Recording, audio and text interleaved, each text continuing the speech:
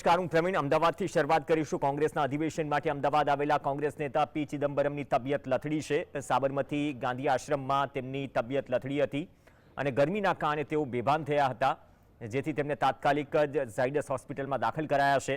Blood પ્રેશરની સમસ્યા હોવાના કારણે ચક્કર આવ્યા હતા. તેમણે બપોરે CWCની બેઠકમાં પણ હાજરી આપી હતી.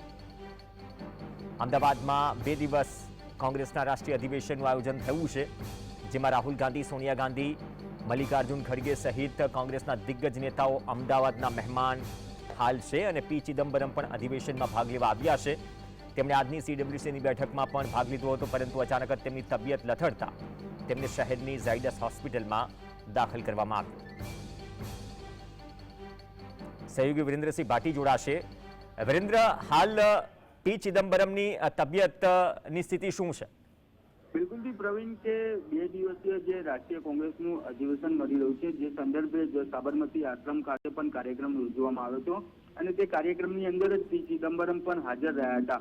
પરંતુ અચાનક તેમને ચક્કર આવતા અને બીપીની સમસ્યા થઈ હોવાથી તેમને તાત્કાલિક ધોરણે હોસ્પિટલ ખાતે ખસેડવામાં આવ્યા હતા અને ઝાયડસ હોસ્પિટલ ખાતે તેમને સારવાર અર્થે લઈ જવામાં આવ્યા હતા.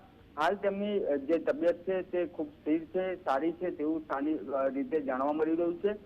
તેમજ બીજા જે સ્થાનિક લેવલના જે નેતાઓ હતા, કે સોનિયા ગાંધી હોય કે રાહુલ ગાંધી હોય, તે લોકો પણ તાત્કાલિક તેમની સારવાર અર્થે, એટલે કે સારવારની જે ખબર અંતર છે તે પૂછવા માટે પહોંચ્યા હતા. પ્રવીણ, આભાર વિરેન્દ્રસિંહ સમગ્ર અપડેટ બદલ.